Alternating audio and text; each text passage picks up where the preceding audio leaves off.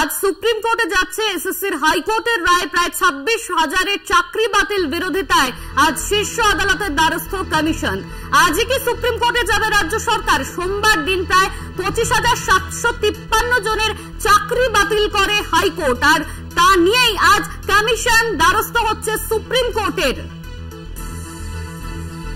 এই নিয়ে আমরা বিস্তারিত জানবো। আমাদের সঙ্গে রয়েছেন আমাদের প্রতিনিধি শুভঙ্কর মন্ডল। শুভঙ্কর, আজ কমিশন সুপ্রিম কোর্টের দ্বারস্থ হচ্ছে, ঠিক কি কি বার্তা রাখতে চলেছে তারা?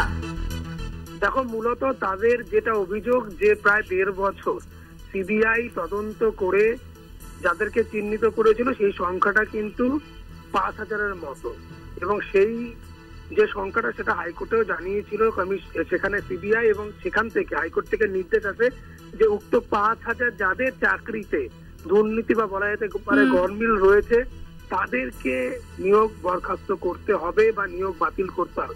সেরকম কিন্তু অনেকটাই নিয়োগ এসএসসির তরফ থেকে রেকমেন্ডেশন বাতিল করা এবং মধ্যশিক্ষা পর্ষদ থেকে তাদের নিয়োগ বাতিল করা হয়েছে, যদিও নবম দশম এবং সে সঙ্গে গ্রুপ সি গ্রুপ ডি নিয়োগ বাতিল হয়েছে। এই একাদশ দ্বাদশের সংখ্যাটা অত্যন্ত কম ছিল, পরে জানা যায় যে তাদের সেখানে জয়েন্টই করেনি অনেকে, এরকম রয়েছে।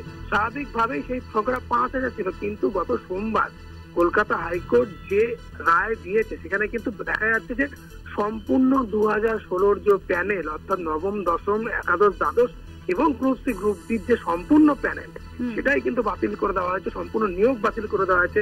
এখানেই ক্ষিপ্ত সন্তুষ্ট নয় এসএসসি। সেই দিকে তাকিয়ে কিন্তু তারা হাইকোর্টের এই যে রায়, সেই রায়কে চ্যালেঞ্জ জানিয়ে আজ সুপ্রিম কোর্টের দ্বারস্থ হচ্ছে। স্পেশাল লিভ পিটিশন তারা দাখিল করতে চলেছে এবং স্বাভাবিকভাবে তারা সুপ্রিম কোর্টের দিকে তাকিয়ে রয়েছে যে কবে এই মামলা শুনানি হয়। তবে আজ তারা কিন্তু সুপ্রিম কোর্টের দ্বারস্থ হচ্ছে বলে আমরা জানতে পেরেছি এসএসসি সূত্রে। ধন্যবাদ তোমার শুভঙ্কর। আমাদের সঙ্গে ছিলেন আমাদের প্রতিনিধি শুভঙ্কর মন্ডল।